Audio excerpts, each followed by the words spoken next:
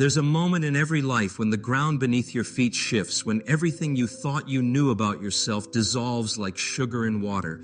Maybe it happens during loss, or in the quiet space between breaths, or when you're looking into the eyes of someone you love. Suddenly, the person you've been carrying around, the one with all the stories, the achievements, the fears, feels like a costume you've been wearing for so long you forgot it wasn't really you. This isn't a crisis, it's an invitation to step into something far more beautiful and terrifying than the small self ever imagined possible. What if the very thing you've been running from, this moment, this breath, this exactly as it is life, is actually the doorway home? The journey from who you think you are to who you really are isn't about adding more to yourself. It's about remembering what was never lost. We spend most of our lives carefully constructing who we think we are. Layer by layer, experience by experience, we build this elaborate identity: the successful one, the victim, the spiritual seeker, the good parent, the struggling artist. We become so attached to these roles that we forget they're just costumes we've put on for the human drama we're playing out. But suffering has this peculiar gift. It strips away these costumes when we least expect it. One day you're the person who has it all figured out, and the next day you're lying in a hospital bed, unable to speak clearly, watching your carefully constructed identity crumble like old paper. When I had my stroke, I thought I was losing everything that mattered. I was Ram Dass, the spiritual teacher, the one who helped others find their way. Suddenly, I could barely form words, couldn't walk without assistance, couldn't even feed myself properly. In those early days of recovery, I kept trying to put the old costume back on. I'd struggled to teach the way I used to be the articulate guide people expected. But the costume no longer fit. The stroke had changed not just my body, but my entire relationship to who I thought I was. And in that stripping away, something extraordinary began to emerge. The ego mind hates this process. It fights tooth and nail to maintain its story, its sense of being special, separate, in control. When suffering comes, and it always comes, the ego's first response is to resist, to find someone to blame, to create a narrative that preserves its sense of being the center of the universe. But suffering persists in its teachings, gently and not so gently showing us that the ego's story is just that, a story. What I discovered in my own journey through physical limitation and cognitive challenges was that underneath all the roles I'd been playing, underneath the teacher and the seeker and the helper, there was something unchanging, something that wasn't touched by the stroke, wasn't diminished by my new limitations, wasn't defined by my ability to speak eloquently or move gracefully. This something, this awareness, this presence, had been there all along, patiently waiting for the costumes to fall away. And when we can approach it with curiosity rather than fear, with love rather than resistance, with acceptance rather than denial, it becomes another opportunity for awakening. The people I've sat with as they were dying have taught me that death can be as sacred as birth, as beautiful as a sunset, as peaceful as falling asleep. When we can meet our mortality with open hearts, when we can hold our impermanence with tender awareness, when we can face the unknown with trust rather than terror, death becomes not our enemy, but our teacher. This doesn't mean we shouldn't grieve our losses or that we should be cavalier about the preciousness of life. It means we can hold both the beauty and the brevity of existence, both the joy and the sorrow of loving what we must eventually lose. It means we can live more fully because we understand that our time here is limited, love more deeply because we know that everything is temporary, serve more completely because we recognize that this moment is all we ever really have. One of the most beautiful paradoxes of the spiritual path is that the more we grow, the more we realize how much we don't know. The more we awaken, the more we recognize how much we still need to learn. This is why the relationship between teacher and student is so sacred. and why it's so important to understand that this relationship exists not just between us and formal spiritual teachers, but between us and everything we encounter. When I first went to India and met my guru, Neem Karoli Baba, I thought I was finally going to get the answers I had been seeking. I had spent years exploring consciousness, studying psychology, experimenting with psychedelics, and now I was going to meet the master who would show me the way. But what I discovered was something far more profound and far more challenging than I had expected. My guru didn't give me answers in the way I thought I wanted them. He didn't explain the mysteries of existence or provide me with a systematic path to enlightenment. Instead, he reflected back to me what I already knew, but had forgotten. He showed me that the love I was seeking was already present, that the awareness I was trying to cultivate was already here, that the peace I was chasing was already available. But he also showed me something else, that every person I met, every experience I had, every moment of joy or sorrow was equally my teacher. The difficult person who triggered my anger was my teacher. The illness that forced me to slow down was my teacher. The loss that broke my heart was my teacher. The stroke that changed everything was my teacher. This is the difference between seeking a guru and recognizing the guru principle. When we're seeking a guru, we're looking for someone outside ourselves to give us what we think we're missing. When we recognize the guru principle, we understand that everything, absolutely everything, is conspiring to wake us up, to show us who we really are, to help us remember what we've forgotten. The formal teacher-student relationship is beautiful and necessary for many of us.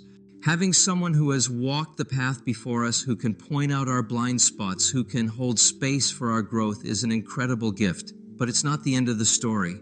The real teacher is life itself, and the real student is the part of us that's always learning, always growing, always opening to deeper understanding.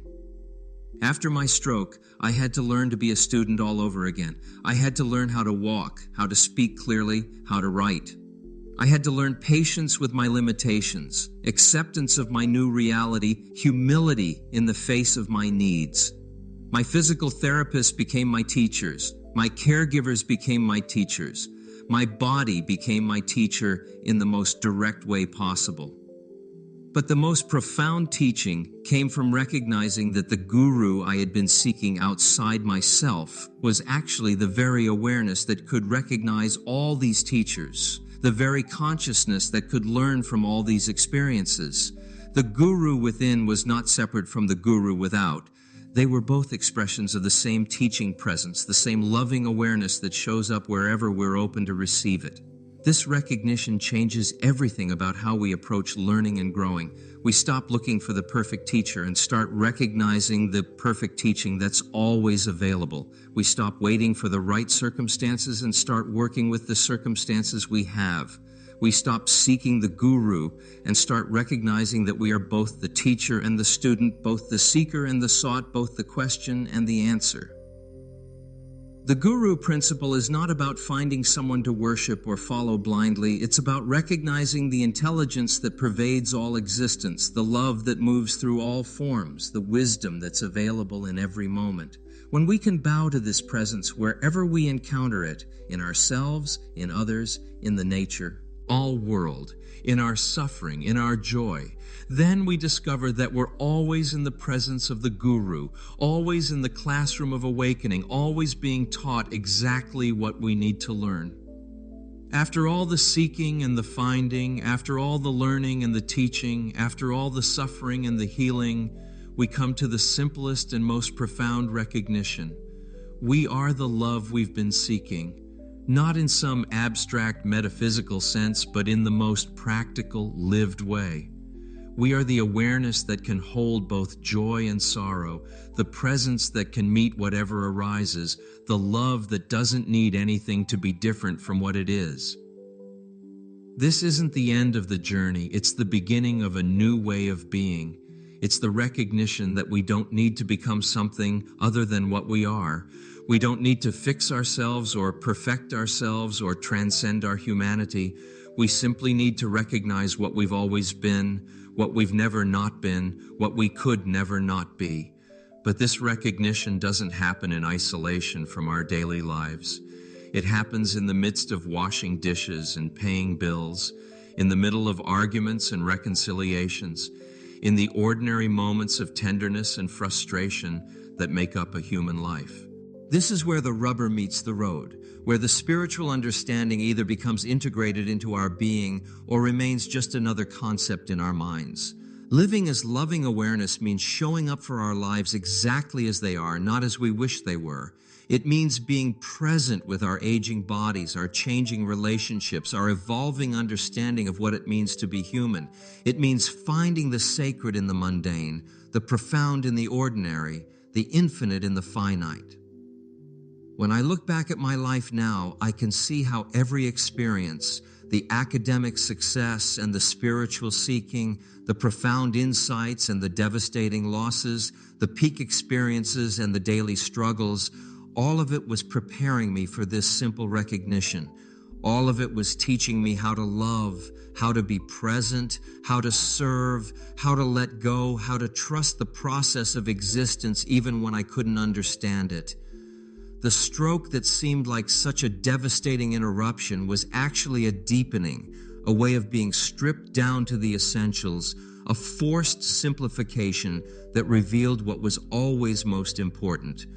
The limitations that felt like losses were actually opportunities to discover new dimensions of being, new ways of connecting, new depths of compassion. This is what I want to leave you with. Your life, exactly as it is the perfect curriculum for awakening. Your struggles are not mistakes, they're teachings. Your suffering is not punishment, it's invitation. Your limitations are not failures. They're opportunities to discover what's unlimited within you. You don't need to be different from who you are to be worthy of love. You don't need to achieve some special state to be connected to the sacred. You don't need to become enlightened to recognize that you're already the light. You simply need to be present, to be kind, to be awake to the extraordinary gift of Buddha, being alive in this moment. The path doesn't lead somewhere else. It leads right here, to this breath, this heartbeat, this moment of awareness reading these words. The love you've been seeking is the love that's seeking through you. The peace you've been chasing is the peace that's always been your deepest nature. The home you've been trying to reach is the home you've never left. We're all just walking each other home, and the beautiful truth is that we're already there. We've always been there. We just forgot for a while, and now we're remembering. And in that remembering, in that recognition, in that coming home to ourselves, we discover that love is not something we do, it's something we are. The journey continues, but now it's a journey from love to love, from awareness to awareness, from home to home. And in that journey, every step is sacred, every breath is a blessing, every moment is an opportunity to wake up to the incredible miracle of being alive, of being conscious, of being love itself, discovering what it means to be human. This is the gift of suffering. It cracks us open so that light can get in.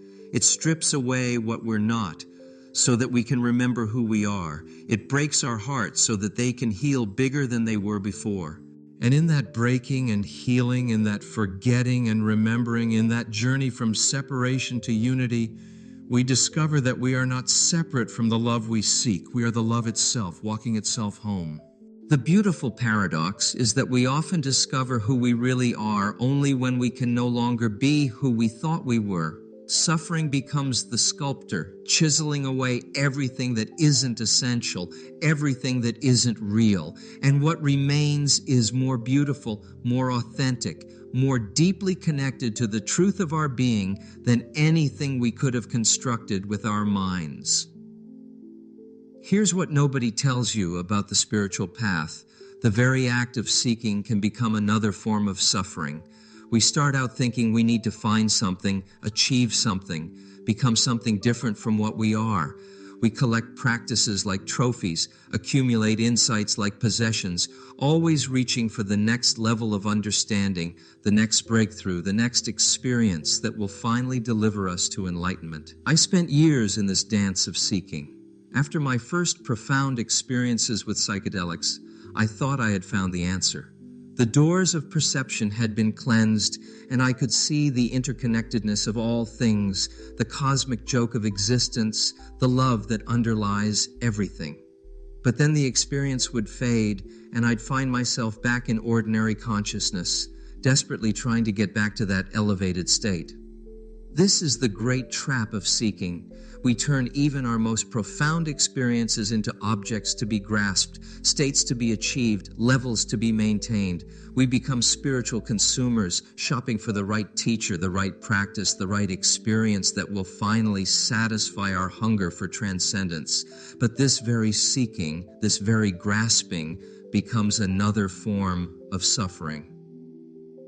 The turning point came when I realized that what I was seeking was not separate from who I was seeking. The awareness that could recognize suffering was itself untouched by suffering. The consciousness that could observe the seeking was itself what was being sought. It was like spending your whole life looking for your glasses while they're sitting on your head. When suffering comes, and it comes to every seeker, it has this peculiar ability to stop the seeking mind in its tracks. Physical pain, emotional anguish, loss, disappointment. These experiences are so immediate, so present, that they pull us out of our mental projections about what should be happening and drop us directly into what is happening. In that dropping, something shifts. The stroke taught me this lesson in the most direct way possible. Suddenly, I couldn't seek in the old ways. I couldn't travel to distant teachers, couldn't engage in complex practices, couldn't even think clearly enough to analyze my spiritual progress. I was stripped down to the most basic experience of being alive, of breathing, of existing in this moment without any agenda. And in that simplicity, in that forced surrender of the seeking mind, I discovered something extraordinary. The peace I had been seeking, the love I had been chasing, the awareness I had been trying to cultivate, it was all already here, had always been here, was the very ground of my being. The suffering hadn't taken anything away. It had simply revealed what was always present. This is the beautiful irony of the spiritual path. We suffer because we think we're separate from what we seek, but the very suffering we're trying to escape becomes the doorway to recognizing that the seeker and the sought are one. The wave discovers it was always the ocean.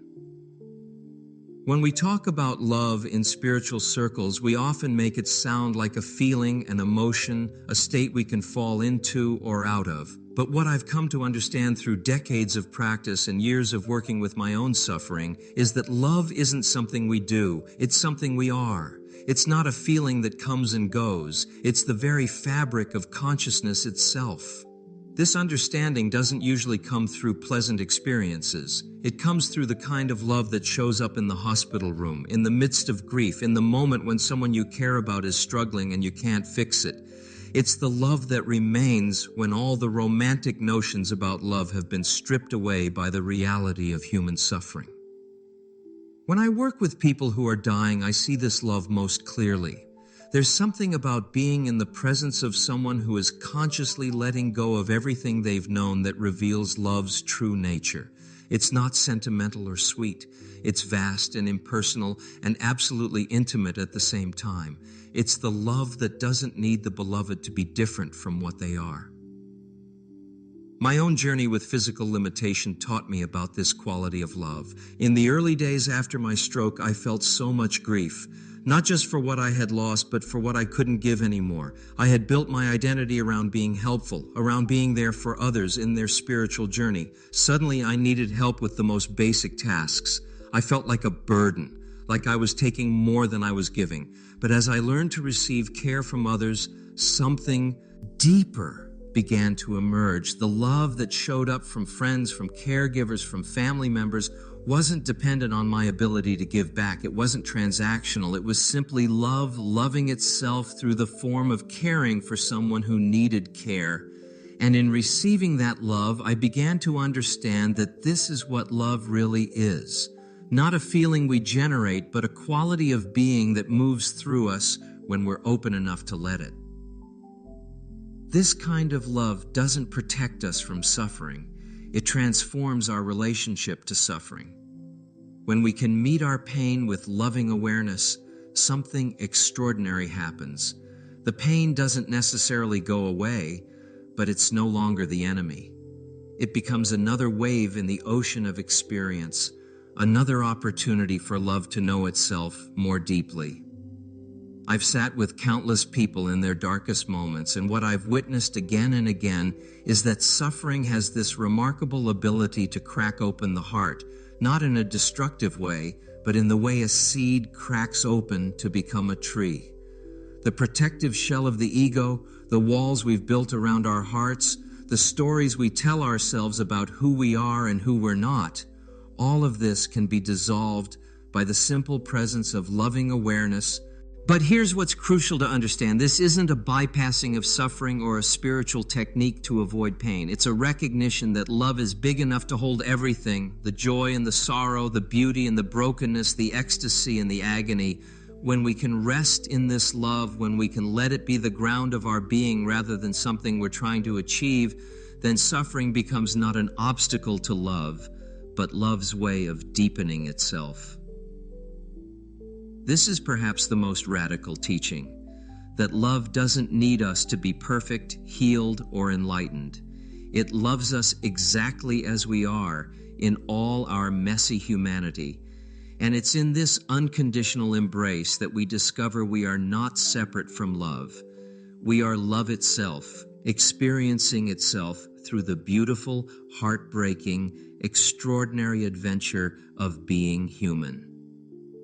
The hardest lesson life teaches us is also the most liberating, that our attempts to control outcomes, to manipulate circumstances, to force life to conform to our expectations, are the very source of our deepest suffering.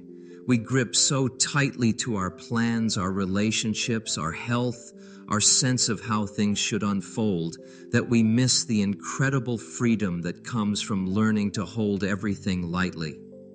This isn't about becoming passive or indifferent. It's about discovering the difference between engaged participation and desperate attachment. When I was younger, I thought being spiritual meant having strong preferences about how my life should go and then using spiritual practices to manifest those preferences. I wanted the peak experiences, the profound insights, the sense of being special and chosen. I wanted to be the teacher who had all the answers, the wise man who could help others find their way. But life has its own curriculum, and it rarely matches our personal syllabus. The stroke taught me this lesson in the most direct way possible. All my plans for how my later years would unfold, the books I would write, the talks I would give, the ways I would serve, suddenly became impossible in their old forms. I could fight this new reality, could spend my energy raging against what had been taken away, or I could learn to dance with what was actually happening. The process of letting go isn't a single event. It's a practice that we engage with moment by moment. Every time we catch ourselves trying to control something that's beyond our control, every time we notice our mind spinning stories about how things should be different, we have another opportunity to practice release.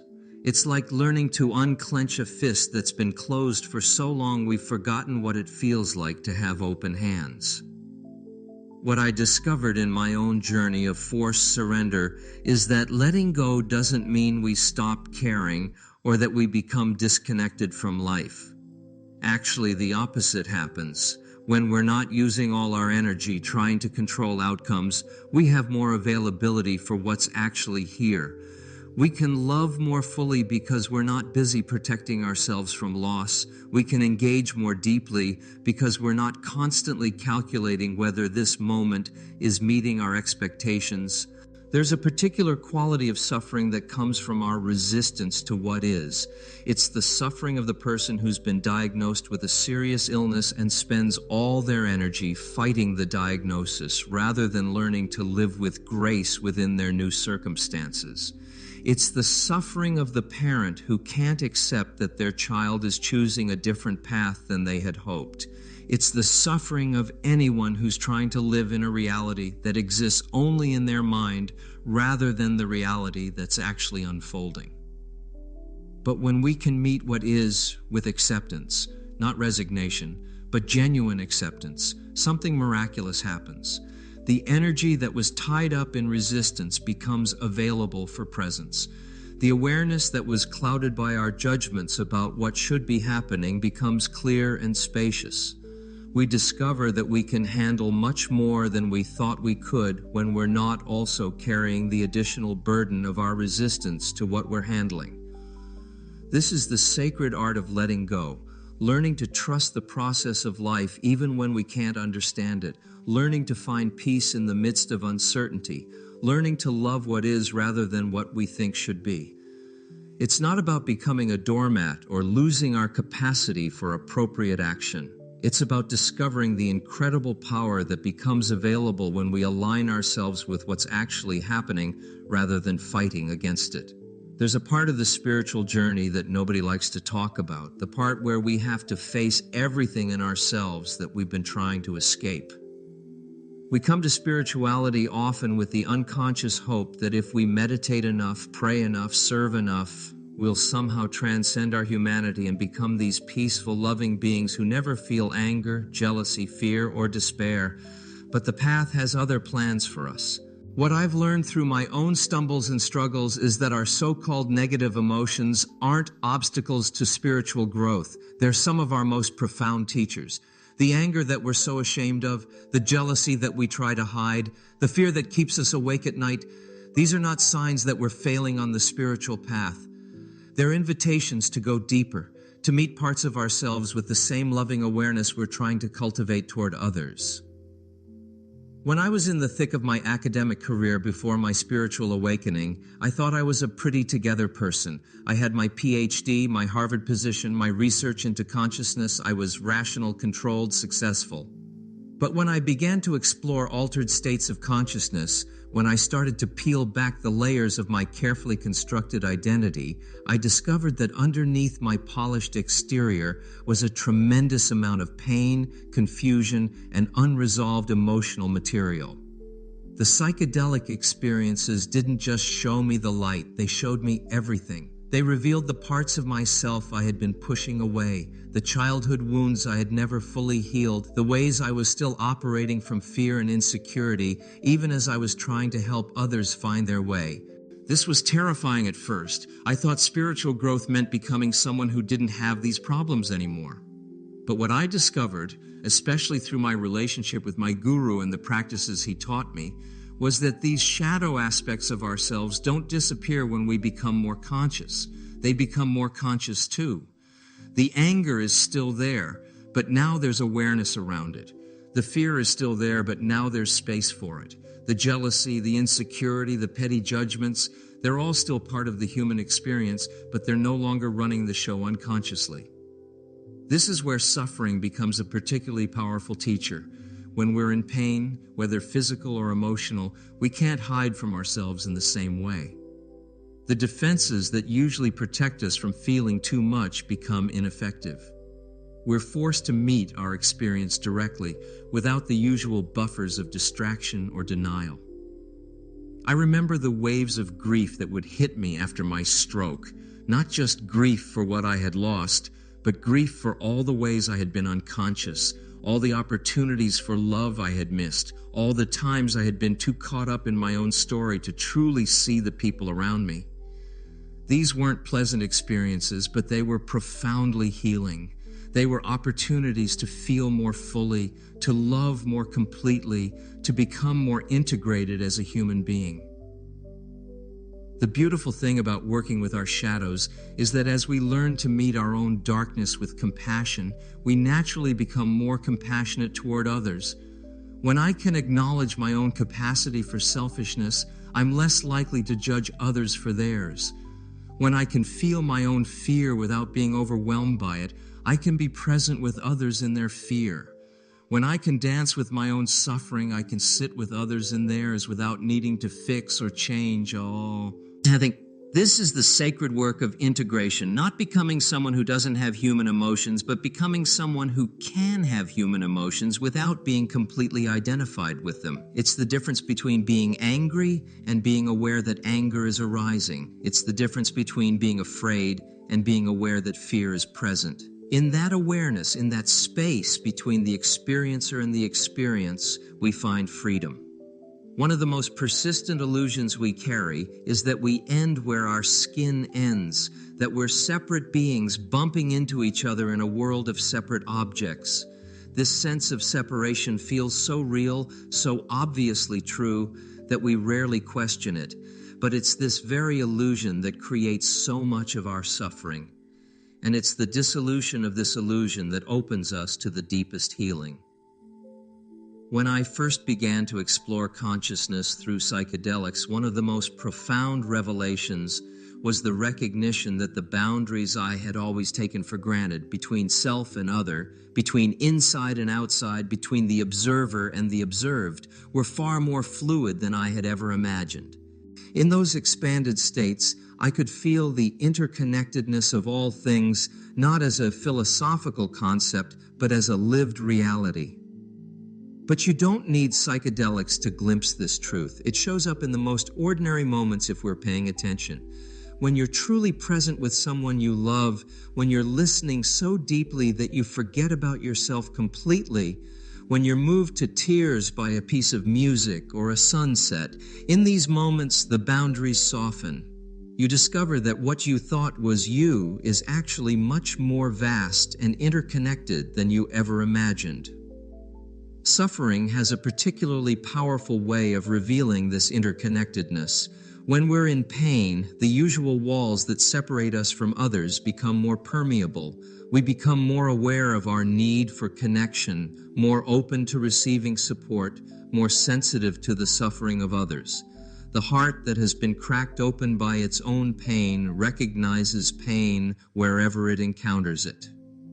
During my years of physical limitation, I experienced this dissolution of boundaries in the most practical ways. I couldn't maintain the illusion of being completely independent, completely self-sufficient. I needed help with basic tasks, needed others to care for me in ways that I had once cared for myself. At first, this felt like a loss of dignity, a reduction of my autonomy, but gradually I began to see it as an opportunity to experience a different kind of relationship to others. When someone helps you eat, helps you dress, helps you move from one place to another, the usual social conventions that maintain our sense of separateness start to dissolve. You're no longer the helper and the helped, the giver and the receiver. You're simply two expressions of consciousness caring for each other, serving each other, recognizing each other as aspects of the same underlying reality. This recognition changes everything. When you truly understand that the person you're looking at is not separate from you, that their suffering is your suffering, that their joy is your joy, then service becomes as natural as breathing. You don't help others because you should, because it's the right thing to do, because it will earn you spiritual points. You help others because there are no others. There's only consciousness serving itself, love expressing itself, the universe caring for itself through the forms of individual beings. But this isn't just a nice spiritual concept. It has practical implications for how we live, how we relate, how we respond to the suffering we encounter in ourselves and others. When we can see through the illusion of separation, we naturally become more compassionate, more generous, more willing to show up for each other in times of need. The suffering that we experience individually is never truly individual. It's part of the larger human experience, part of the collective journey of consciousness awakening to itself. When we can hold our own pain within this larger context, when we can see our personal struggles as part of the universal struggle of beings learning to love, then our suffering becomes meaningful in a completely different way. Here's what I've learned after decades of spiritual practice and years of physical limitation. The most profound spiritual teachings don't come from books or teachers or meditation cushions. They come from the simple act of showing up for each other, of allowing our hearts to be moved by the needs of others, of discovering that in serving others, we serve ourselves. This isn't the kind of service that comes from obligation or guilt, from the idea that we should be good people or that helping others will somehow earn us spiritual merit. This is the service that arises naturally when we recognize our fundamental interconnectedness, when we see that there's no meaningful distinction between helping ourselves and helping others. When I was younger, I thought of service as something I did for others, teaching, counseling, sharing what I had learned. I was the helper, they were the helped. I had something to give, they had something to receive. But this kind of service, while well-intentioned, was still rooted in the illusion of separation. It was still based on the idea that I was somehow different from, somehow separate from, the people I was serving. The stroke changed all of this. Suddenly, I was no longer the one who always had something to give. I was the one who needed care, who needed others to show up for me, who needed to learn how to receive with grace. This was humbling in the most beautiful way. It showed me that service isn't a one-way street. It's a dance, a mutual exchange, a way that consciousness cares for itself through the forms of individual beings. What I discovered during my years of needing care was that the people who were helping me weren't just serving me, they were serving themselves. They were discovering their own capacity for love, their own ability to make a difference, their own connection to something larger than their individual concerns. In allowing them to serve me, I was serving them. In receiving their care, I was giving them an opportunity to experience their own generosity. This is the beautiful paradox of service. We think we're helping others, but actually we're helping ourselves. We think we're giving something away, but actually we're discovering what we truly have to give. We think we're fixing others, but actually we're healing ourselves. Service becomes a mirror in which we see our own capacity for love, our own connection to the sacred, our own ability to make a difference in the world. But true service requires us to face our own suffering first. We can't give from an empty cup, and we can't offer authentic compassion to others if we haven't learned to be compassionate with ourselves. This is why the spiritual path often involves a period of turning inward, of doing our own healing work, of learning to meet our own pain with love before we can truly serve others. The most powerful service happens when we can show up for others without needing them to be different from who they are, without needing our service to produce particular outcomes, without needing to be appreciated or recognized for what we're giving. It's the service that arises from fullness rather than emptiness, from love rather than obligation, from recognition rather than separation. When we serve from this place, something magical happens. We discover that we're not depleted by our giving. We're energized by it. We're not diminished by our service. We're expanded by it. We're not separate from those we serve. We're intimately connected to them. Service becomes not something we do, but something we are. Not an activity, but a way of being. Not a practice, but a recognition of what's already true. This is the service that transforms both the giver and the receiver, that heals both the helper and the helped, that reveals the fundamental unity that underlies all apparent diversity. It's the service that turns suffering into compassion, pain into wisdom, isolation into connection. It's the service that shows us who we really are. There's no greater teacher than our own mortality, yet it's the lesson we spend most of our lives trying to avoid. We live as if we're going to be here forever, making plans that stretch decades into the future, postponing the conversations that matter most, taking for granted the people we love. But suffering has this way of waking us up to the preciousness of our time here, the fragility of these bodies we inhabit, the temporary nature of everything we hold dear. When I had my stroke, I came face to face with my own mortality in a way I never had before. Suddenly, the abstract concept of death became a very real possibility, not some distant event I would deal with later, but a door that might open at any moment. This wasn't morbid or depressing, it was clarifying. It stripped away everything that wasn't essential and revealed what truly mattered.